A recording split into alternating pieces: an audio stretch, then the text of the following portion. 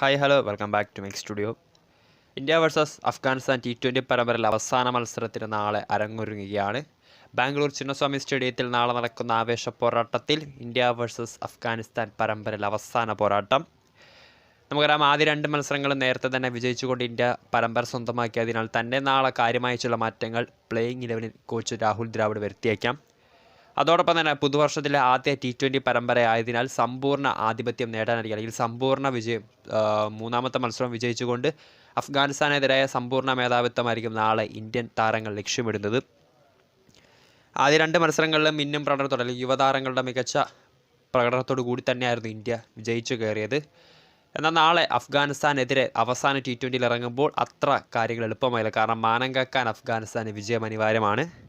കാര്യമായ ചില മാറ്റങ്ങൾ നാളെ ഇന്ത്യൻ നിരയിൽ ഉണ്ടായേക്കാം. നമുക്കറിയാം, ആദ്യ രണ്ട് മത്സരങ്ങളിലും അവസരം കിട്ടാതിരുന്ന Malayali wicket keeper batsman Sanju Samson ഒരുപക്ഷെ നാളെ ജിതേഷ് ശർമ്മയെ റീപ്ലേസ് ചെയ്തുകൊണ്ട് 11ലേക്ക് മടങ്ങിയെത്തിയേക്കാം. അതോടൊപ്പം തന്നെ ആദ്യ രണ്ട് മത്സരങ്ങളിലും മികച്ച ഫോമിലായിരുന്ന പേസ് ബോളർ മുകേഷ് കുമാർ ഒരുപക്ഷെ നാളെ പുറത്തിരിക്കേണ്ടി വരും. പകരം ആദ്യ രണ്ട് മത്സരങ്ങളിലും അവസരം കിട്ടാതിരുന്ന ആവേഷ് ഖാൻ ഒരുപക്ഷെ നാളെ 11ലേക്ക് മടങ്ങിയെത്തും. ഇതാ രണ്ടായിരിക്കും മെയിനായിട്ടും നാളെ 11 ഉണ്ടാകാൻ പോകുന്ന ചില റീപ്ലേസ്മെൻറ്റുകൾ. അപ്പോൾ അതുപോലെ നാളെയും രോഹിത് ശർമ്മ, യശസ്വി ജയ്സ്വാൾ ഓപ്പണിംഗ് സഖ്യമായിരിക്കും ഇന്ത്യക്ക് ഇറങ്ങാൻ പോകുന്നത്. വൺ ഡൗൺ ബാറ്റ്സ്മാനായിട്ട് ഇന്ത്യയുടെ ലെജൻഡറി ബാറ്റ്സ്മാൻ വിരാട് കോഹ്ലിയും, 4ാം നമ്പറിൽ ശിവം ഡുബെ, 5ാം നമ്പറിൽ ജിതേഷ് ശർമ്മയ്ക്ക് റീപ്ലേസ് ചെയ്തുകൊണ്ട് പകരം സഞ്ജു സാംസൺ 11ലേക്ക് മടങ്ങിയെത്തും.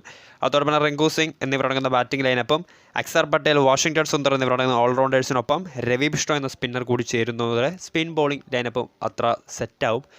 അതോടൊപ്പം തന്നെ പേസ് ബോളേഴ്സായി അർഷ്ദീപ് സിംഗും മുകേഷ് കുമാറിനെ റീപ്ലേസ് ചെയ്തുകൊണ്ട് പകരം ആവേഷ് ഖാനും ഒരുപക്ഷെ നാളെ 11ലേക്ക് മടങ്ങിയെത്തിയേക്കാം.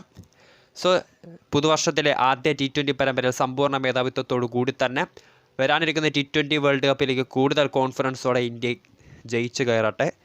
വീഡിയോ ഇഷ്ടപ്പെട്ടാൽ ലൈക്ക് ചെയ്യുക, ഷെയർ ചെയ്യുക. കൂടുതൽ വാർത്തകൾക്ക് വേണ്ടി ചാനൽ സബ്സ്ക്രൈബ് ചെയ്യുക. അതോടൊപ്പം തന്നെ ലേറ്റസ്റ്റ് ക്രിക്കറ്റ് വീഡിയോസ് എത്രയും വേഗം നിങ്ങളുടെ മുൻപിലേക്ക് എത്തിക്കുന്നതായിരിക്കും.